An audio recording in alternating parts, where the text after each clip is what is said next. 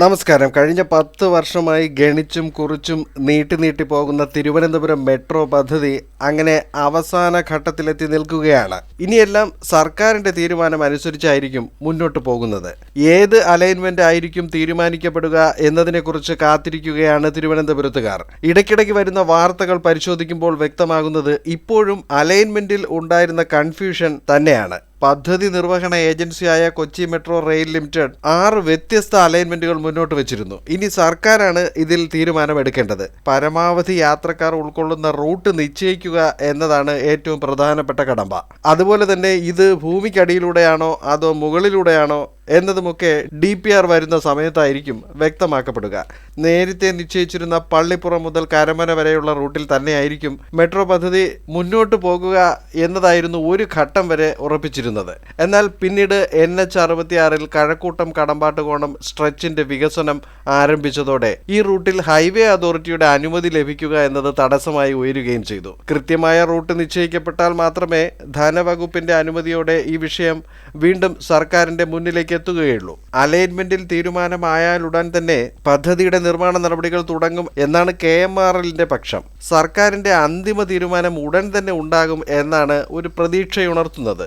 സർക്കാർ തീരുമാനം ഉണ്ടായ ശേഷം DPR തയ്യാറാക്കൽ, കേന്ദ്ര സർക്കാരിന്റെ അംഗീകാരം തേടൽ തുടങ്ങിയ അടുത്ത ഘട്ടങ്ങളിലേക്ക് കടക്കും. തിരുവനന്തപുരം, കോഴിക്കോട് എന്നിവിടങ്ങളിലെ മെട്രോ പദ്ധതികളാണ് ഇപ്പോൾ മുന്നിലുള്ളത്. ലൈറ്റ് മെട്രോയാണ് തിരുവനന്തപുരത്തും കോഴിക്കോടും ആദ്യം പരിഗണിച്ചത്. പിന്നീട് അതിനു പകരം സാധാരണ മെട്രോ എന്നതായി മാറി. നേരത്തെ ഡൽഹി മെട്രോ റെയിൽ കോർപ്പറേഷൻ തയ്യാറാക്കിയ രൂപരേഖ അനുസരിച്ച് 2 റൂട്ടുകളാണ് തിരുവനന്തപുരത്ത് നിർദ്ദേശിച്ചിരുന്നത്. ടെക്നോ സിറ്റി മുതൽ പള്ളിച്ചൽ വരെയുള്ള 27.4 കിലോമീറ്റർ, കൂടാതെ കഴക്കൂട്ടം മുതൽ കിള്ളിപ്പാലം വരെയുള്ള 14.7 കിലോമീറ്റർ. ഇതായിരുന്നു ആ റൂട്ടുകൾ. എന്നാൽ ഇതിൽ നിരവധി പ്രായോഗിക തടസ്സങ്ങൾ ചൂണ്ടിക്കാണിക്കപ്പെട്ടിരുന്നു. ഇപ്പോൾ കഴക്കൂട്ടം ഭാഗത്തു നിന്ന് ടെക്നോ പാർക്ക് മുതൽ പുത്തരിക്കണ്ടം മൈതാനം വരെയുള്ള റൂട്ടിനാണ് മുൻഗണന വന്നിരിക്കുന്നത്. മെട്രോയുടെ അലൈൻമെന്റുമായി ബന്ധപ്പെട്ട പൊതുജന അഭിപ്രായങ്ങളും നിർദ്ദേശങ്ങളും തേടിയുള്ള ചർച്ചകളുമൊക്കെ ഇടയ്ക്ക് നടന്നിരുന്നു. ടെക്നോ പാർക്കിൽ നിന്നും തുടങ്ങി കിഴക്കേക്കോട്ടയിലെത്തുന്ന റൂട്ടിൽ ഉൾപ്പെടേണ്ട പ്രദേശങ്ങൾ ഏതൊക്കെയായിരിക്കണം എന്നതിലാണ് ഇപ്പോഴും കൺഫ്യൂഷൻ നിലനിൽക്കുന്നത്.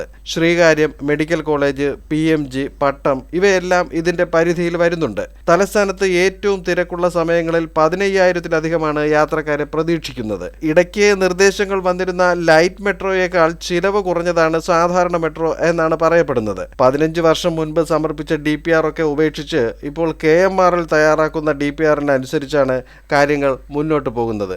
ഇപ്പോഴത്തെ കണക്കിൽ കഴക്കൂട്ടത്തായിരിക്കും മെട്രോയുടെ ഷണ്ടിംഗ് യാർഡ് സ്ഥാപിക്കുന്നത്. കേരള സർവകലാശാല campus, techno park, Lulu mall, Travancore mall, നിരവധി വ്യാപാര സമുച്ചയങ്ങൾ, 300ഓളം ഫ്ളാറ്റ് സമുച്ചയങ്ങൾ എന്നിവർക്കെല്ലാം പ്രയോജനപ്പെടുന്ന റൂട്ടിന് മുൻപരിഗണന നിലവിലുണ്ട്. എന്തായാലും ഈ വരുന്ന മാസങ്ങളിൽ തന്നെ പദ്ധതിക്ക് ഒരു തീരുമാനമുണ്ടാകും എന്ന് ഇടയ്ക്കിടയ്ക്ക് വാർത്തകളും വരുന്നുണ്ട്. വാർത്തകളൊക്കെ വരുന്ന മുറയ്ക്ക് വീഡിയോകളും ഈ ചാനലിൽ പോസ്റ്റ് ചെയ്തുകൊണ്ടിരിക്കുകയാണ്. ഇത് നടക്കുമോ ഇല്ലയോ എന്നത് പിന്നത്തെ കാര്യം. കമന്റുകളിലൊക്കെ നല്ല വിമർശനവും ലഭിക്കുന്നുണ്ട്. പദ്ധതിയുടെ ചിലവിനെ പറ്റി പറയുകയാണെങ്കിൽ 20-20-60, അതായത് 20% വീതം കേന്ദ്രവും സംസ്ഥാനവും 60% വായ്പയും എന്നതാണ് രീതി. ഇപ്പോൾ ഇത്രയുമാണ് തിരുവനന്തപുരം മെട്രോയെ പറ്റി ഏറ്റവും പുതുതായി വന്ന അപ്ഡേറ്റ് വാർത്തകൾ. പുതിയ വാർത്തകൾ ലഭിക്കുന്നതിനനുസരിച്ച് വീഡിയോ പോസ്റ്റ് ചെയ്യുന്നതായിരിക്കും. അടുത്ത വീഡിയോയിൽ പുതിയൊരു തലസ്ഥാന വിശേഷവുമായി വീണ്ടും കാണാം.